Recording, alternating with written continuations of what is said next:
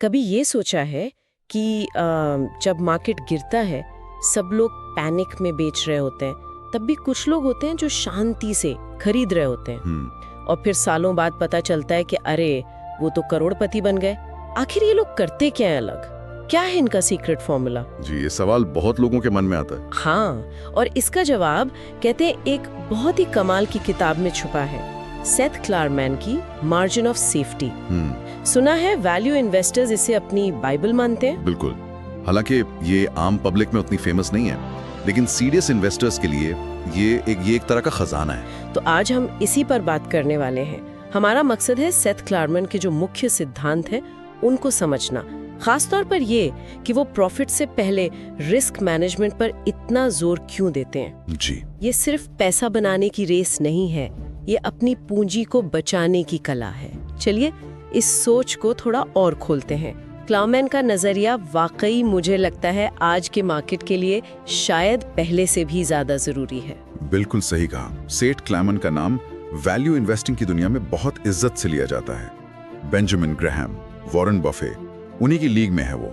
और उनकी फिलॉसफी सिर्फ किताबी बातें नहीं है, ये दशकों के प्रैक्टिकल एक्सपीरियंस का निचोड़ है। अच्छा जी, वो उन चुनिंदा फंड मैनेजर्स में से हैं जिन्होंने लगातार कंसिस्टेंटली मार्केट से बेहतर रिटर्न दिए हैं। और इसका राज सिर्फ सही स्टॉक चुनना नहीं है, बल्कि रिस्क को, मतलब जोखिम को बहुत गंभीरता से लेना और उसे मैनेज करना, ये उनकी असली ताकत है। तो ये आज भी उतना ही रेलेवेंट है? मेरे हिसाब से तो पहले से ज्यादा। दिलचस्प। तो चलिए क्लारमैन के इस फिलॉसफी के बिल्कुल सेंटर में चलते हैं। उनका सबसे कोर आइडिया क्या है? उनकी किताब कहती है successful investing is about managing risk, not avoiding it. मतलब सफल निवेश जोखिम से बचने के बारे में नहीं, बल्कि उसे मैनेज करने के बारे में है। पहले रिस्क कंट्रोल, फिर प्रॉफिट। जी, ये सुनने में थोड़ा उल्टा नहीं लगता? बिल्कुल। आमतौर पर तो लोग पहले प्रॉफिट देखते हैं। हाँ, आम सोच से तो उल्टा लगता है, लेकिन आप लंबे समय में देखें तो वेल्थ बनाने का यही सबसे टिकाऊ, सस्टेनेबल तरीका है। सोचिए, ज्यादातर स्ट्रेटजीज क्या देखती हैं? मैक्सिमम रिटर्न कहाँ मिलेगा। हाँ बिल्कुल। लेकिन इस चक्कर में वो बड़े नुकसान के रिस्क को अक्सर अनदेखा कर देती हैं। क्लारमैन कहते हैं कि अगर आप अपना डाउनसाइड लिमिट करना सीख गए, मतलब अपनी पूंजी बचाना सीख गए, तो प्रॉफिट कमाने के मौके तो अपने आप आएंगे। रिस्क मैनेजमेंट एक तरह का सेफ्टी नेट है। अच्छा। जब मार्केट में अचानक कोई बड़ी गिरावट आती है, और ऐसा तो होता ही रहता है, तब यही बचाता है। सही बात है। जो लोग सिर्फ रिटर्न के पीछे भागते हैं, वो कई बार एक ही झटके में सब कुछ गवा देते हैं। क्लारमैन की अप्रोच पहले कैपिटल बचाने पर फोकस करती है। समझ गई। तो उनका पहला और शायद सबसे famous principle, margin of safety, वो इसी सोच से निकलता है। बिल्कुल, ये उसी का आधार है। इसे आसान शब्दों में कैसे समझे? क्लारमैन ने एक एनालॉजी दी है, कार और सीट बेल्ट वाली। हाँ, वो बहुत अच्छी मिसाल है। जैसे बिना सीट बेल्ट के कार चलाना खतरनाक है, वैसे बिना मार्जिन ऑफ सेफ्टी के इन्वेस्ट करना बेवकूफी है। एग्जैक्टली। मतलब सेफ्टी फर्स्ट, प्रॉफिट बाद में। तो ये मार्जिन ऑफ सेफ्टी है क्या असल में? देखिए, इसका सीधा सा मतलब है किसी चीज को उसकी असली कीमत से काफी कम दाम पर खरीदना। ओके। इन्वेस्टमेंट की दुनिया में कहें तो आप पहले किसी कंपनी के शेयर की एक इंट्रिंसिक वैल्यू, यानी उसकी एक वास्तविक कीमत का अंदाजा लगाते हैं, और फिर आप उसे उस कीमत से अच्छी खासी छूट यानी डिस्काउंट पर खरीदते हैं। जैसे कोई उदाहरण? मान लीजिए आपने एनालाइज किया और आपको लगता है कि एक शेयर की कीमत 100 रुपए होनी चाहिए। ठीक है। तो आप उसे तब खरीदेंगे जब वो मार्केट में शायद 60 या 70 रुपए का मिल रहा हो। अच्छा। ये जो 30-40 रुपए का फर्क है, यही आपका मार्जिन ऑफ सेफ्टी। तो ये सिर्फ सस्ता खरीदना नहीं हुआ? नहीं, ये सिर्फ सस्ता खरीदना नहीं है, ये एक तरह से भविष्य की अनिश्चितता और अपनी खुद की एनालिसिस में जो गलतियां हो सकती हैं, हाँ वो तो हो ही सकती हैं, उनके खिलाफ एक इंश्योरेंस पॉलिसी खरीदने जैसा है। लेकिन ये वास्तविक कीमत का अंदाजा लगाना, ये सुनने में तो ठीक है, पर ये होता कैसे? ये तो बड़ा सब्जेक्टिव लगता है। आप बिल्कुल सही कह रही हैं। ये कोई फिक्स्ड फॉर्मूला नहीं है कि वैल्यू डाली और जवाब आ गया। इंट्रिंसिक वैल्यू निकालने के लिए आपको कंपनी की फाइनेंशियल हेल्थ देखनी होगी, उसका मैनेजमेंट कैसा है, वो किस इंडस्ट्री में है, कंपटीशन कितना है, फ्यूचर में कमाई की क्या उम्मीदें हैं, इन सब का गहरा एनालिसिस करना पड़ता है। मतलब बहुत सारा होमवर्क? जी हाँ, देखना होता है कि कंपनी कैश कितना बना रही है, उस पे कर्ज कितना है, क्या उसके पास कोई ऐसा ब्रांड है या टेक्नोलॉजी या मार्केट पोजीशन जो उसे दूसरों से आगे रखती है। इन सब सवालों से हमें उसकी कीमत का एक रेंज, एक दायरा समझ आता है। अच्छा। और क्लारमैन हमेशा कहते हैं कि ये अनुमान हमेशा कंजर्वेटिव होना चाहिए, मतलब आशावादी नहीं बल्कि यथार्थवादी। मतलब कम से कम मानकर चलो। बिल्कुल। और क्योंकि कोई भी अनुमान गलत हो सकता है या हालात बदल सकते हैं, इसीलिए एक बड़ा मार्जिन रखना बहुत जरूरी है। यही मार्जिन आपको अचानक आई बुरी खबरों से, मार्केट की गिरावट से या आपकी खुद की कैलकुलेशन एरर से बचाता है। ये डाउनसाइड रिस्क को कम करने का सबसे इफेक्टिव तरीका है। ठीक है, तो पहला नियम हुआ कंपनी की कीमत सावधानी से निकालो और उसे अच्छे डिस्काउंट पर खरीदो ताकि सेफ्टी रहे। अब आते हैं क्लारमैन के दूसरे सिद्धांत पर, मार्केट के मूड वाली बात। वो कहते हैं मार्केट को कभी टीचर मत बनाओ, उसे अपना सर्वेंट बनाओ। इसका क्या मतलब है? मार्केट से सीखना नहीं है? नहीं, इसका मतलब ये नहीं कि मार्केट से कुछ सीखना नहीं है। इसका मतलब है कि मार्केट की जो रोज की कीमतें बदल रही हैं या उसका जो मूड है, कभी डर कभी लालच वाला, बिल्कुल, उसको अपने इन्वेस्टमेंट डिसीजन का बेस मत बनाइए। मार्केट अक्सर इरेशनल हो सकता है। मिस्टर मार्केट जैसा बेंजामिन ग्राहम कहते थे, कभी बहुत ज्यादा खुश होता है यूफोरिक, तो कभी बिल्कुल डिप्रेस्ड। क्लारमैन कहते हैं कि जब मार्केट डर के मारे गिर रहा हो, जब अच्छी कंपनियों के शेयर भी बहुत सस्ते मिल रहे हो, जैसे 2008 में हुआ था या 2020 के शुरुआत में, हाँ याद है, तो वो डरने का टाइम नहीं है, वो मौके का फायदा उठाने का टाइम है। तब मार्केट आपके सर्वेंट की तरह आपको अच्छी चीजें सस्ते में दे रहा है। अच्छा। अगर आप उसे टीचर मान लेंगे तो आप भी डर जाएंगे और शायद गलत टाइम पर बेच देंगे। और जब मार्केट उल्टा हो, मतलब सब खरीद रहे हो, कीमतें आसमान पर हो, तब क्लारमैन की सलाह है, धैर्य रखो और साइड पर खड़े रहो, इंतजार करो। हाँ, जब मार्केट में बहुत ज्यादा लालच होता है तो शेयर की कीमतें अक्सर उनकी असली कीमत से कहीं ज्यादा ऊपर चली जाती हैं। ऐसे में मार्जिन ऑफ सेफ्टी या तो बचता नहीं या बहुत कम हो जाता है। क्लारमैन जैसे डिसिप्लिन्ड इन्वेस्टर्स ऐसे माहौल में खरीदने से बचते हैं, भले ही लगे कि अरे हम ये रैली मिस कर रहे हैं। ये मुश्किल होता होगा। बहुत मुश्किल। उनका मानना है कि भीड़ के साथ बह जाना आसान है, लेकिन लॉन्ग टर्म में सफल वही होता है जो मार्केट की इन भावनाओं का शिकार ना हो, बल्कि इनका इस्तेमाल करे। इसके लिए जबरदस्त इमोशनल कंट्रोल और लॉजिकल सोच चाहिए। कहना आसान है, करना बहुत मुश्किल। हाँ, ये बात तो है।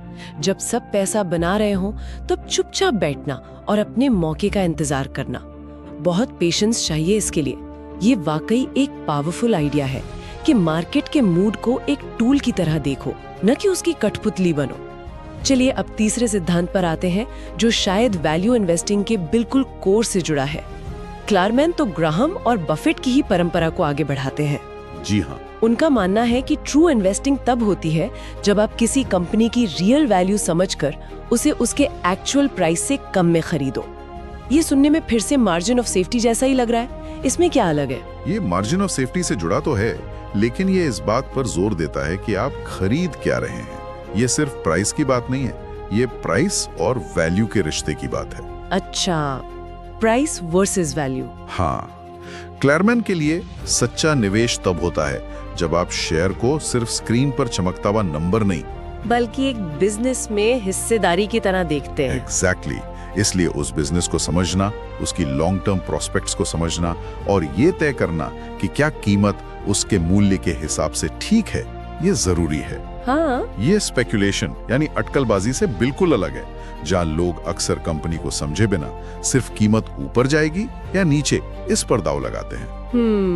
वैल्यू इन्वेस्टिंग में आप एक सॉलिड एसेट खरीद रहे होते हैं जिसकी वैल्यू आपको पता है और आप उसे डिस्काउंट पर ले रहे हैं। और इसी से जुड़ा है वो दूसरा हिस्सा, सस्ता खरीदो और धैर्य रखो। ये धैर्य वाला पार्ट कितना जरूरी है? धैर्य, पेशेंस, ये शायद वैल्यू इन्वेस्टिंग का सबसे इंपॉर्टेंट और यकीनन सबसे मुश्किल हिस्सा है। क्लारमैन इस पर बार बार जोर देते हैं। मुश्किल क्यों? क्योंकि वैल्यू इन्वेस्टिंग कोई गेट रिच क्विक स्कीम नहीं है। आपने एक अच्छी कंपनी सस्ते में खरीद ली, बहुत अच्छा, लेकिन हो सकता है मार्केट को उसकी असली कीमत पहचानने में महीने लग जाएं, कई बार सालों लग जाते हैं। अच्छा, सालों भी? जी हाँ। इस बीच हो सकता है शेयर और गिरे या लंबे समय तक एक ही जगह पर अटका रहे। यहीं पर पेशेंस का असली टेस्ट होता है। क्या आप अपनी एनालिसिस पर तब भी भरोसा रख सकते हैं जब मार्केट आपकी बात नहीं मान रहा? क्या आप होल्ड कर सकते हैं जब दूसरे शेयर्स भाग रहे हों? क्लारमैन जैसे इन्वेस्टर्स शॉर्ट टर्म में मार्केट क्या कर रहा है इसकी ज्यादा चिंता नहीं करते। उनका फोकस किस पर रहता है? उनका फोकस कंपनी के बिजनेस परफॉर्मेंस पर और उसकी लॉन्ग टर्म वैल्यू पर होता है। ये धैर्य ही उन्हें हिम्मत देता है कि जब सब डर रहे हों तब खरीदें और जब सब लालच में हों तब बेचने की जल्दी ना करें। और ये मार्जिन ऑफ सेफ्टी से भी जुड़ा है। सीधा जुड़ा है। अगर आपने अच्छे मार्जिन के साथ खरीदा है तो आप मार्केट के इन उतार चढ़ावों को झेलने और इंतजार करने के लिए मेंटली ज्यादा तैयार होते हैं। बिना मार्जिन के धैर्य रखना बहुत मुश्किल है।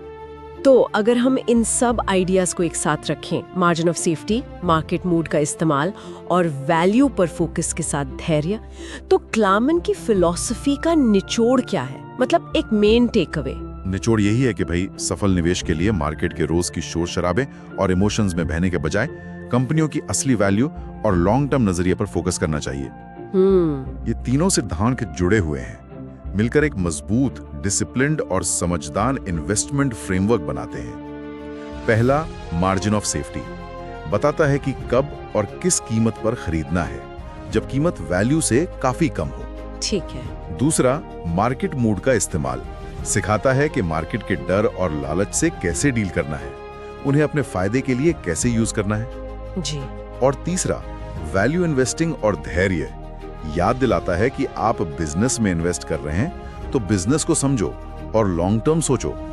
जब ये तीनों साथ काम करते हैं तो ये न सिर्फ आपको बड़े नुकसान से बचाते हैं बल्कि लंबे समय में स्थिर और अच्छा रिटर्न बनाने में भी मदद करते हैं। एक तरह की डिफेंसिव स्ट्रैटेजी जो ऑफेंसिव रिजल्ट दे सकती है। बिल्कुल, आप इसे ऐसे कह सकते हैं। ये वाकई निवेश को देखने का एक बहुत ही सुलझा हुआ, बहुत प्रैक्टिकल तरीका लगता है। कोई जादुई फॉर्मूला नहीं बल्कि सिद्धांतों पर आधारित एक अनुशासन। तो अब सुनने वालों के लिए एक सवाल सोचने को मिलता है, क्लामन की ही सोच से। आज के माहौल में क्या ज्यादातर निवेशक सिर्फ प्रॉफिट के पीछे भाग रहे हैं या फिर सेथ क्लामन की तरह सुरक्षा और धैर्य को अपना सबसे बड़ा हथियार बना रहे हैं? ये सोचने वाली बात है, खासकर जब मार्केट तेज हो। बिल्कुल, और शायद इस पूरी चर्चा का सार क्लामन की एक बहुत पावरफुल विचार में है, मार्केट में सेफ रहना ही सबसे बड़ा रिटर्न है। वाह। बाजार में अपनी पूंजी को सुरक्षित रखना, यही अपने आप में सबसे बड़ा, सबसे महत्वपूर्ण रिटर्न है। अगर आप कैपिटल बचा पाते हैं तो प्रॉफिट कमाने के मौके जरूर आएंगे, लेकिन अगर कैपिटल ही गवा दिया तो खेल खत्म। सही बात है।